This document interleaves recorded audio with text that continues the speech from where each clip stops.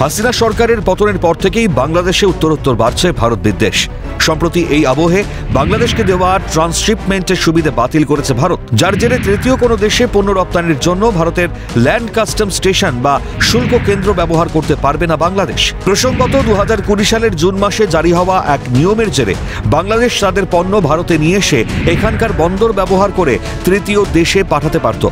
এবার সেই নিয়মকেই বাতিল করল ভারতের কেন্দ্রীয় পরোক্ষ কর ও শুল্ক বোর্ড বা সিবিআইসি, যার জেরে বিদেশি পণ্য রপ্তানির ক্ষেত্রে বড়সড় সমস্যায় পড়বেন বাংলাদেশি ব্যবসায়ীরা, এমনটাই মনে করছেন বিশেষজ্ঞরা। Petrapole clearing and forwarding agent Kartik Chakraborty জানান, ভারতকে ব্যবহার করে বাংলাদেশ এতদিন তৃতীয় কোনো দেশে পণ্য রপ্তানি করতে পারত।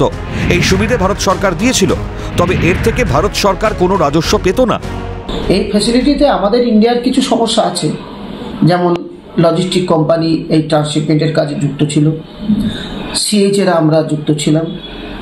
শুধু তাই না, এখানে লজিস্টিক বা ফ্রেট ফরওয়ার্ডাররা যারা এয়ার কার্গোর মাধ্যমে বিদেশে মাল পাঠাতো, ইন্ডিয়া থেকে বাংলাদেশের মাল ইন্ডিয়া থেকে বিদেশে পাঠাতো, তাদের পাঠানোর ক্ষেত্রে তারা একটা ডলার পেত, অর্থাৎ ফ্রেট হিসেবে তাদের কাছে ঢুকতো।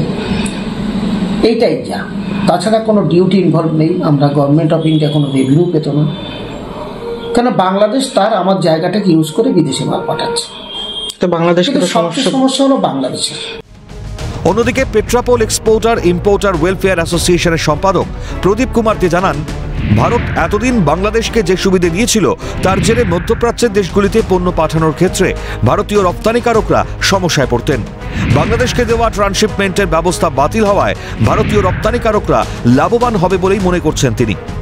বাংলাদেশ ইন্ডিয়ার উপর থেকে মূলত নেপাল এবং ভুটানে যে ট্রানজিট সুবিধা ওরা পেয়ে থাকতো, সেটা ইজিলি যেত, কিন্তু ইদানিং ভারত সরকার একটা নোটিফিকেশন জারি করেছে যে বাংলাদেশ ইন্ডিয়ার উপর থেকে কোনো তৃতীয় দেশকে ওরা ট্রানজিটের সুবিধা পাবে না।